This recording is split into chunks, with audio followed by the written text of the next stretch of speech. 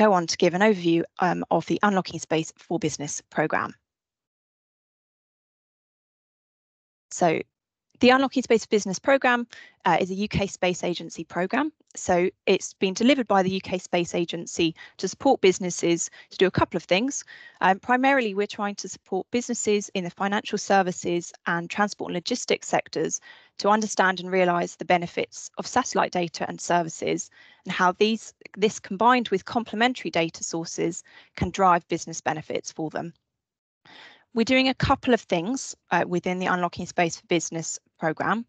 And if we flip onto the next slide, we'll set out what those initiatives are and how this grant funding call fits within the programme. We have an information hub on gov.uk where we're sharing access to insights about how other businesses have used satellite data and services and what the potential use cases are for businesses in the transport, logistics and financial services sectors. We're also organising network events and roundtables, and we've had several of these to date. And these are interactive events that are bringing together end users in both those two sectors and the space sector and the whole space ecosystem, including aggregator organisations, to really try and connect, understand the challenges that those potential end users are facing and how satellite data and services can address some of those challenges. We've also been running targeted exploration workshops for end users to explore how they could use satellite data and services in their business. And we've been running learning and development sessions for end users as well, really unpicking what satellite data can do, the different satellite domains and how it can be used. The final piece of the programme is the funding call. We are running this grant call to really try and support end users to introduce pilot projects within their organisations that use satellite data and services. And that's what we're going to talk about today in this webinar. So I'll give a very brief overview on the next slide about the grant call itself, and then I'm going to pass over to Jonathan, who'll run through the specifics around the types of organisations who will be eligible, the types of projects we're looking to fund, and the timeline for the grant call itself. So applications for the grant call are sought for innovative pilot projects that specifically use satellite data and services in either the financial services or the transport and logistics sector. The total amount of funding that we have available is up to £3.5 million, subject to affordability, and the maximum value that we're offering for each grant is up to £400,000. We will talk about much funding in a bit more detail later on and the specific requirements around this. The length of each grant is a maximum of 9 months. We anticipate that grants will start in July of this year and that projects must have completed all of their major milestones by January 2025 to be fully completed by March 2025. In terms of who can apply for this grant call, it will be an end user led consortium where an end user will be the lead applicant with a satellite data or services supplier alongside any other relevant aggregator organisations as applicants as well. So I'll pass over now to Jonathan, who's our grant manager, who will take you through the eligibility criteria for the grant, what is and what isn't in scope, and the timeline for the grant call. Jonathan, over to you. Thanks, Laura. So there are some requirements for our grant today. As Laura's already stated, that it must be an end user or consortium-led bid or application, and within the financial services, transport and logistics sector. We do anticipate any organisation of any size, it doesn't have to be large organisations, any of the smaller organisations will be able to apply for this grant. As Laura's already said, the end user-led consortium with possibly a satellite data or service provider. Either you'll have that already in place, have an agreement with them already, or using them already, or intend to have one in place by the start of the project. Prerequisites: we must be able to see within your application that you'll be able to demonstrate how you can manage this project effectively, that you can complete the project and you can report effectively on what the outcomes and benefits of the project itself. We do have a requirement that you have funds available to meet the match funding requirements, but again, we'll go into that a little bit later. They must be a UK registered organisation with a UK bank account, and we will check these things because we are going to do a thorough due diligence check on all applicants. So be prepared that we're going to look into the financial standings, governance, any conflicts of interest that you may have in this area. So next slide. So what type of projects are we looking for? So again, we just want to reiterate again that this is a end user led consortium that uses satellite data or services in one of the following. It's either can be must have either one or a combination of Earth observation, satellite communications, or positioning. We are prioritizing, or you should prioritize whether this has new growth opportunities, should be improved customer experiences, operational efficiencies, and have some form of environmental, social, or governance benefit to it. We're also very interested in projects that could combine some of those domains with some of the future domains, AI, quantum, machine learning, drones, geospatial, that you could combine with satellite data and services. We're looking to the future, and I think this is a good opportunity for you to be able to show that. Next slide. So projects outscope. Obviously, there are going to be projects that you want to address or get funded, but we can't because you're not an end user.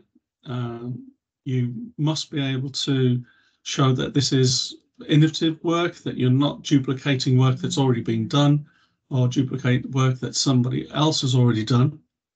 The funding, you can't supplement your funding with any further grants from the UK Space Agency or the UK government or the EU. We must ensure that you've got no existing commercial arrangements in place with any other organisation as part of this project. And we also have a supplementary requirement around the reporting of North Star metrics, which is a reporting requirement, but we'll discuss that later. Next slide. Project reporting, obviously, throughout the project, we will expect a report to be delivered by yourselves into the UK ASA around how the project is running, and obviously the financial situation of the project itself. So what type of project you have, where you are against milestones, are you going to deliver against milestones, how much have you spent, how much is left of the fund, and what are your continued issues, any risks that need to be escalated within the project. I myself will be one of your single point of contacts for that, so I'm here to help you through the projects and the reporting requirements of that. Again, we've talked about North Star metrics, but that's set out quite clearly in the application and the announcement, but we can answer any questions if you have that. It's not a requirement for the application at this stage to produce anything, but it will be a requirement throughout the project and following on from the project. Next slide. Just want to finally reiterate the sort of timelines because they are very important. The timeline for clarification questions is the 15th of May. We won't be answering any more clarifications after that day because we want about a week prior to the end of the application process to be able to give you reasonable answers. The closing date, it's very important, 4 p.m. on the 22nd of May. We will not accept, as we'll state later, any applications after 4 p.m. So my advice is to put your application in as soon as possible to avoid any IT issues or any other issues. If we have any IT issues over on our side, obviously we consider any applications that come in due to our fault, but no other. You will submit on the 22nd. We will then do an evaluation. We have a team of evaluators, and then moderation, where we consolidate our scores. And finally, we will submit to our directorship for approval, and awards will be made. You'll be notified on the 10th of June whether you've been successful in your application. We expect projects to start in July, preferably within the first week of July, to give you enough opportunity to get the best benefit out of these projects. As Laura said, 31st of January, we expect all your major milestones to be completed. This should give you approximately 2 months to produce a final report and presentation. And all projects must end 24th of March. Those are the timelines. If you have any questions around any individual parts, please let me know. But if there are any changes, we'll let you know directly. All clarification questions are through to my commercial colleague, Chris, or the commercial team, and his email address is there. Next slide. So now onto the commercial. This is Chris. He's our commercial manager, and he'll go through subsidy control. Chris. Thanks, Jonathan. Hi, everyone. I was asked to briefly speak around subsidy control, particularly for the benefit of those that haven't engaged with prior UKSA funding. So, Ruby, bring your next slide, please. So, as hopefully most of you are aware, the Subsidy Control Act came in at the start of 2023 and replaced the rules that we had been operating under since.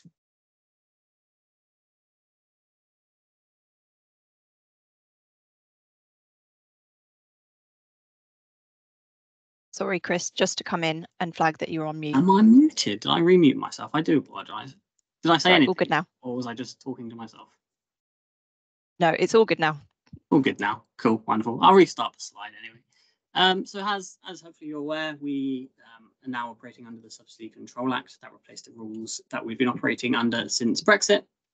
It sets out a number of principles in a lot of detail around what must be followed in order for subsidies to be legal.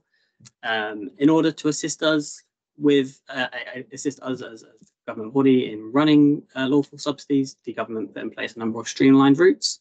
Those streamlined routes are there to set out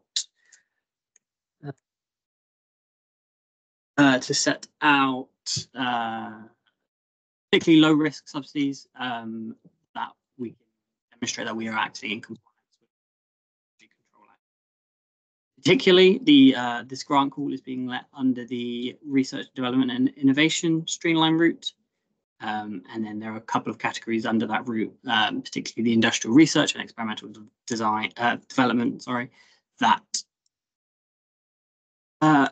you will have to demonstrate you're in compliance within your bid. To draw attention specifically within that streamline routes, accumulation principles apply.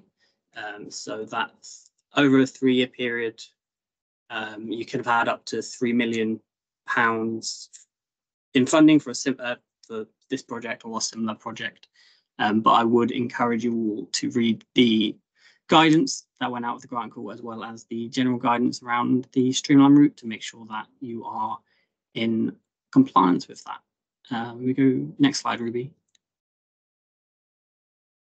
In particular, the streamline route specifies particular intervention levels, so the amount of the total project cost that we are able to fund, and therefore how much of the projects you have to put up as match funding is summarised in that table below. It'll depend on the size of your business and the type of project that you're looking to run as to where you fit in with that. So again, please do refer to the guidance in the document or ask a question here. But maybe we take it away. You have to, yeah. But we will get back to you anyway. In particular, and to draw attention to, there is an annex. Is there an annex? So I'll limit this. Okay. Yeah, I think that's it for that slide. Really. Yes, this is in one of the annexes, the finance annex. when you're providing your total project costs and your eligible costs, there is a requirement for you to provide the subsidy control rate that is applied, so we can see how much is through the grant fund and how much is being applied to the total project cost. It's quite self-explanatory, and it does auto-populate itself, or at least it should if the spreadsheet works correctly, which hopefully it does. Next slide, Ruby. So under the grant call, there are expenditure that is both eligible and ineligible. So things that can be included, things that can't be included. The list on the screen sets out those costs generally. It's not an exhaustive list. In particular, if costs are related to the project for the duration of the project, they're likely to be eligible costs. And they are summarized there. To pull out specifically around overheads, I'll go to the next slide, Ruby.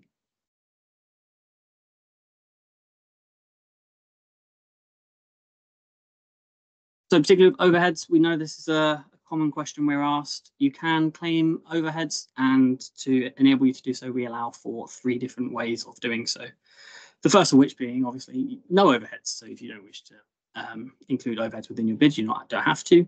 The other option is 20%. So you can claim 20% generally for your overheads. This is generally the fastest way of getting you guys onto grant under GFAs and underway, because there's far less checks that have to be done. And then thirdly, we do allow you to calculate your own overheads. There is a spreadsheet that's been uploaded to the grant call that wasn't there when the grant call was initially launched. So if you haven't seen that annex, you should refer to the competition website, and it should be there now for you to download, and you need to populate that and submit that with your bid if you're not doing the 20% overheads. Next slide, Ruby. And then ineligible expenditure, again, this list isn't exhaustive, although it is quite a long list.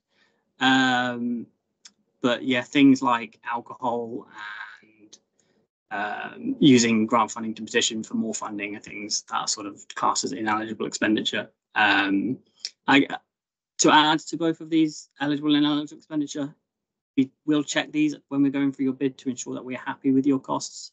If there are costs that you've put as have included as costs that we don't believe are ineligible, we will query that and ask for clarification and deal with that. We won't just exclude your bid because of a mistake within the finance spreadsheet. Next slide, Ruby. That's me done. I'll hand back over to Laura, I think. Thanks very much, Chris. Brilliant.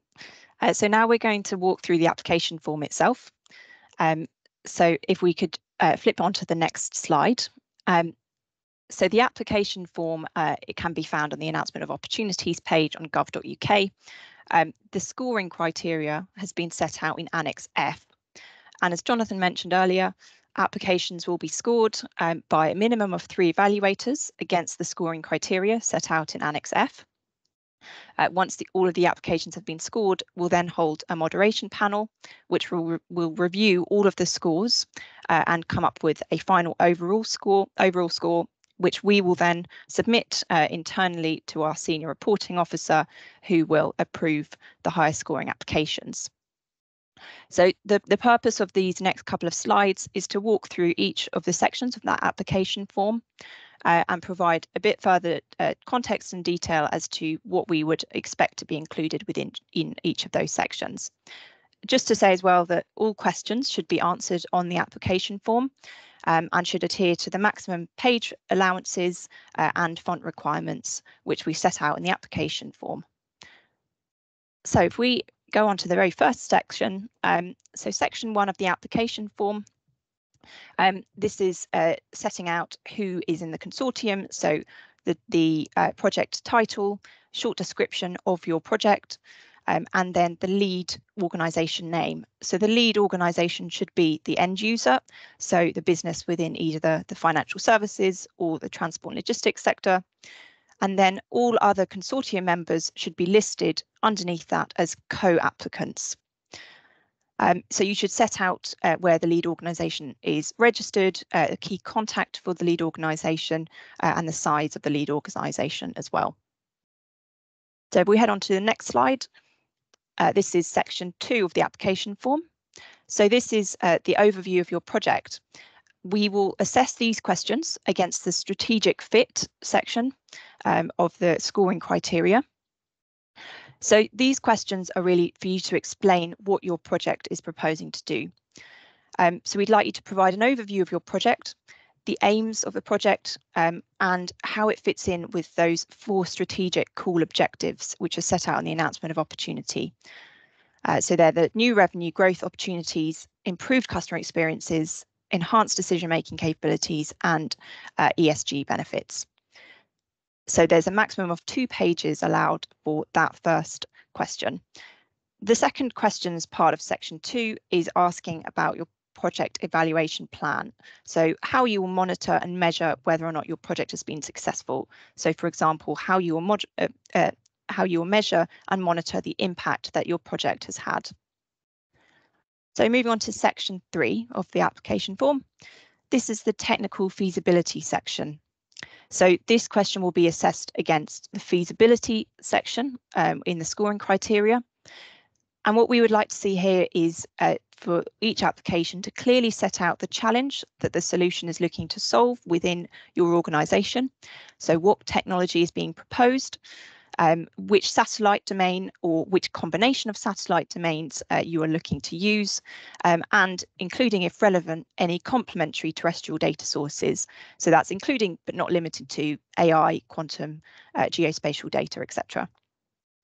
So we'd like here for this to set out a clear problem statement, evidence that your proposal is feasible and that you can complete that pilot project, it's feasible within the time frame, and how you will work with the supplier of the satellite data and services to achieve this.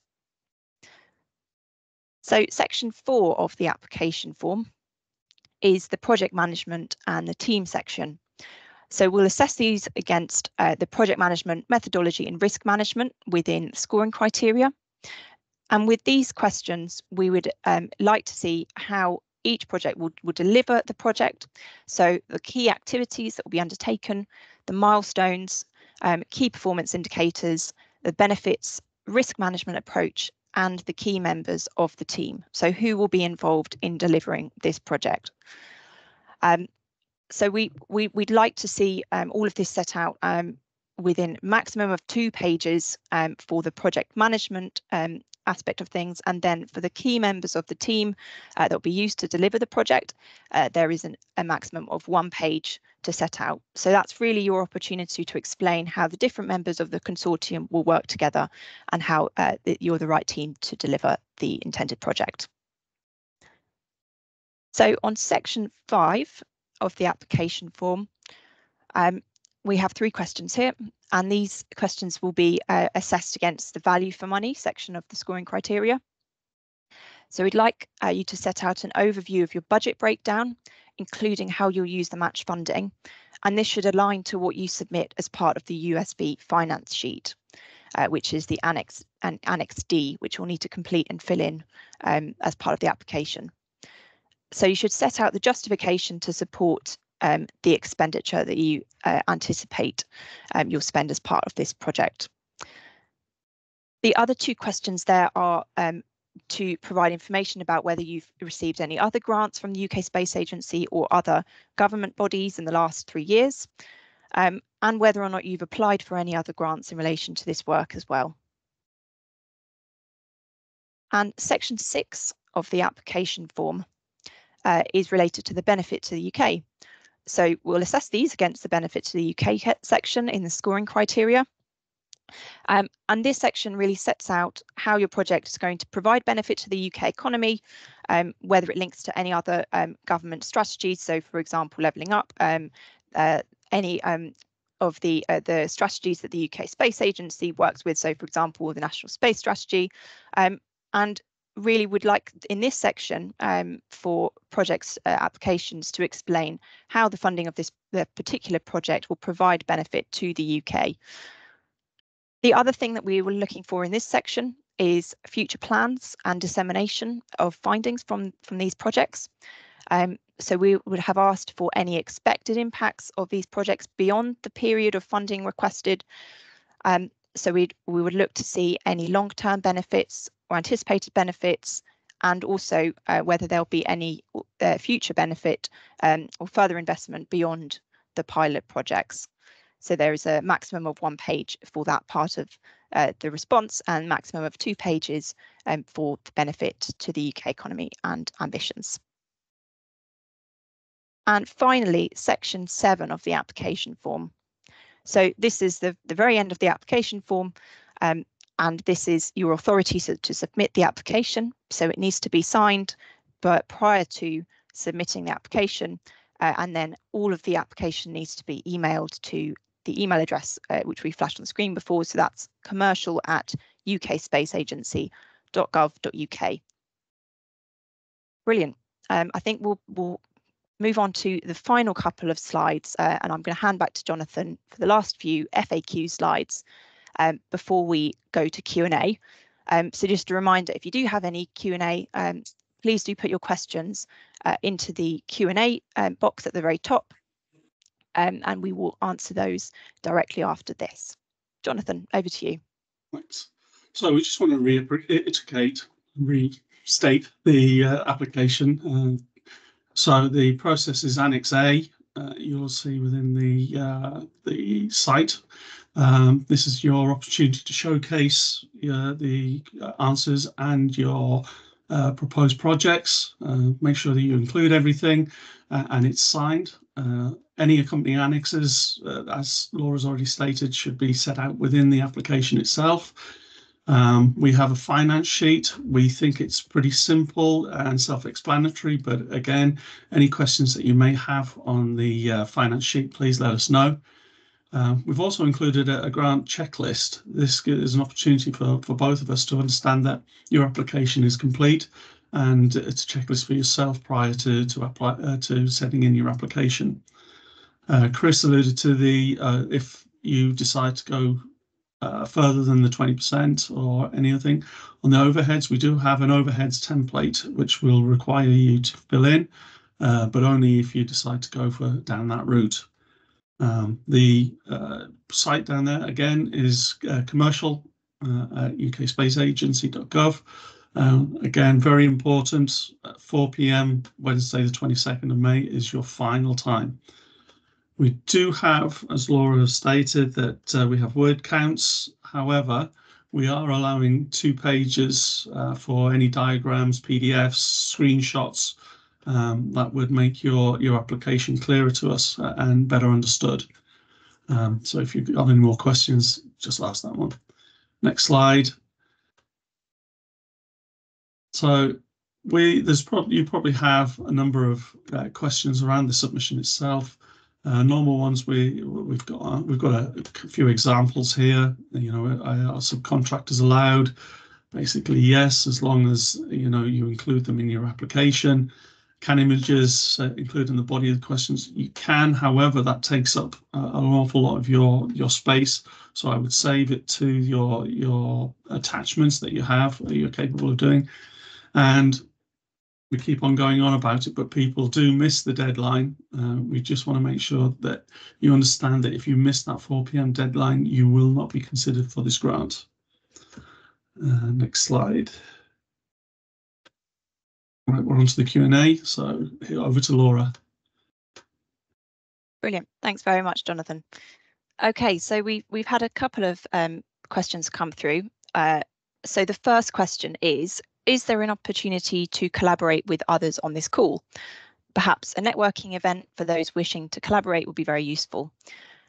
So I mentioned at the very beginning that the Unlocking Space for Business programme has been running a couple of networking events, bringing together end user businesses in those 2 target sectors and also the space community as well.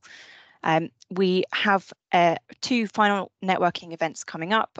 We have one for financial services, which is happening on Monday, the 15th of April. However, we have unfortunately had to close applications for that. We've been very heavily oversubscribed. We do have a final networking event, which is for the transport and logistics sector. So it's open to end users, businesses within the transport and logistics sector, integrator organisations and space suppliers. and that is happening on the 29th of April. So that's Monday, the 29th of April. And information on how to sign up for that event can be found on our gov.uk page for Unlocking Space for Business. So please do go there and look if that's something that is of interest to you to attend. We have another question about the application form itself. So the question is, as evidence of future success, it may help to show letters of support. Is there any scope for adding them beyond the 2 pages of supporting materials or another way to convey such support? So thank you for the question. So we've allowed those 2 pages of additional materials for anything that you wish to submit. So as we've mentioned, that could be images, it could be further information that you feel has not been captured within the questions. So we would anticipate that if you wish to submit such things like letters of support, that may be included there. However, one thing that we have required within this grant application is that it's an end user led grant application, but end users must apply with a space supplier as a co-applicant. So we would anticipate that all members of the consortium are listed as co-applicants. However, we recognise that you may wish to use those 2 additional pages to set out information such as this, where you may want to demonstrate letters of support. Brilliant. Okay, the next question is around subsidy control. So Chris, I'll come to you on this. So the question is, does previous ESA grant funding in the last 3 years count towards the subsidy calculation under the current rules? Chris, I don't know if we can come to you for that question. Yeah, we can do. I'm going to say I'll take it away because I'm not sure if ESA funding comes into it or not, but I will double check and I will get a response. Brilliant. Thanks, Chris. And just to flag as well, if you've joined us since the beginning, we will upload both this recording and the content and any questions that we haven't been able to answer after this call as well. So we will provide an answer to that question after the call.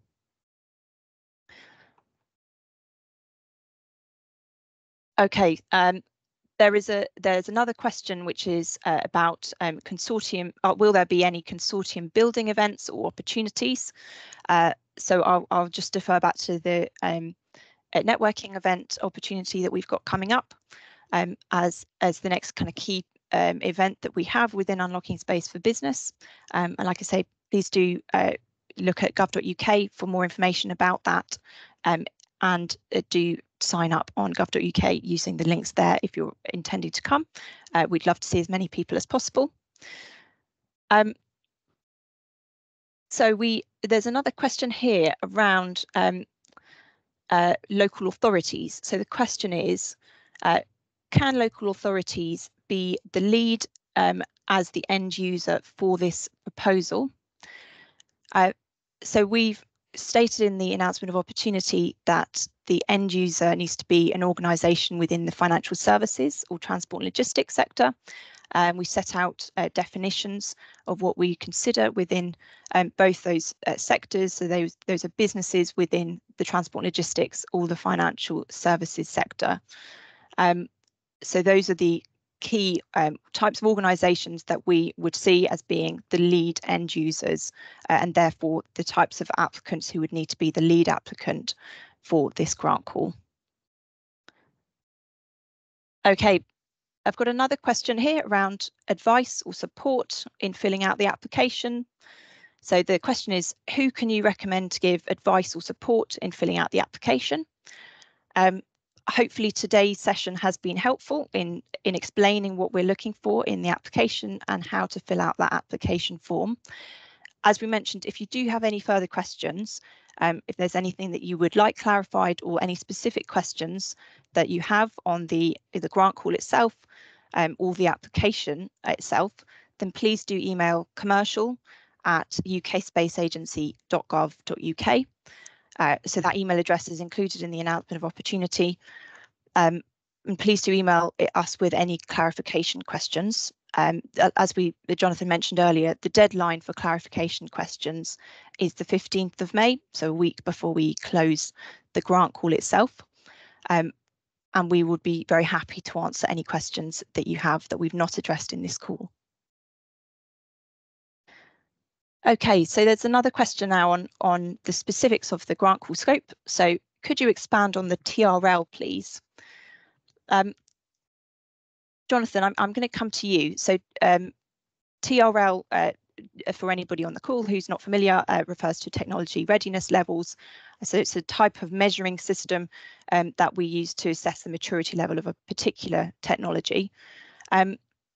Jonathan, I'll come to you on this, as this is a question that I think we're asked a lot in the UK Space Agency about TRL. So as Laura has already said, technology readiness level, it runs from 1 to 9, or low, medium and high tiers. Our expectation for this is around a mid-tier. You should already be in place. Your technology readiness level should be around that level 5 or mid-tier. Our expectation is that going through the project itself, as you learn and expand on your readiness levels throughout the project, we would expect it to raise from mid-level to high level.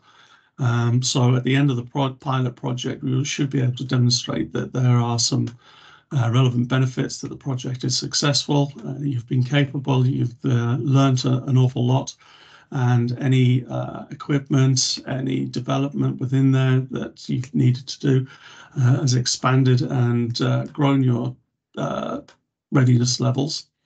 But if you have anything that's specific, or any question that you're not sure about what that level, what are the details within those levels, please just drop us a question in the clarification section, and we'll set them out individually for you. So I'm happy to answer any of those questions in the clarification period. Brilliant. Thanks very much, Jonathan. Okay, so we're coming towards the end, but I've just had another question, sorry, just come through. So the question is around match funding. The question is, could we have clarification on how the funding contributes to MFA and how this relates to match funding contributions? So the guidance states that intervention rates apply unless the bidder seeks to claim exemption from having to make a contribution under MFA. So the question is, does this mean that funding only contributes to a company's MFA if no match contribution is made? I think this might be something that we take offline and come back, just so that we can ensure that we're answering that question comprehensively. Chris, if there's anything you'd like to say on this now, happy to come to you. Otherwise, we can take this question away and publish it with the content of this webinar afterwards.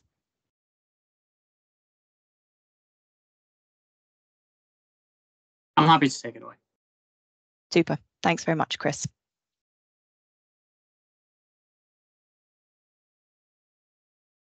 Brilliant. I think we have answered all of the questions that have been submitted. So thank you very much for submitting those questions. As I've said, we will publish all of the content that we've presented today and all of those questions, including the questions we haven't been able to answer, online after this webinar. We'll also publish the recording of this webinar on YouTube as well, on the UK Space Agency page. So just very briefly, in the last couple of minutes, we'll just run through what happens next, what the next kind of steps are. So all of the grant call documentation is available on gov.uk. We also have a page on Find Government Grants as well. So please do familiarise yourself with all of the application information and all of those attachments and annexes. So we've held this briefing today. We will upload everything to gov.uk so that can be found and viewed by anybody, particularly for those of you who may have colleagues who weren't able to attend today's webinar.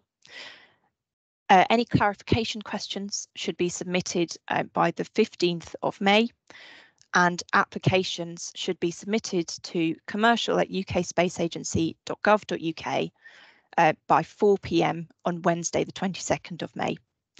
So after that point, we will review and score all of those applications, and our intention is to notify applicants of their outcome by the 10th of June. We will clarify if there are going to be any delays to this point, and just to say at this stage, that is our intention, is to notify applicants of outcomes by the 10th of June. So grants will then be awarded to those applicants who are successful, and projects to start from July 2024. So I think just in the last minute, I'd just like to say thank you very much for attending today's webinar. We hope it has been useful, hope it has been informative. If you do have any clarification questions that you would like to submit, please do email them through to that commercial inbox, and we will upload all of this onto gov.uk afterwards. We look forward to receiving your applications. Thank you very much. Thanks. Bye-bye.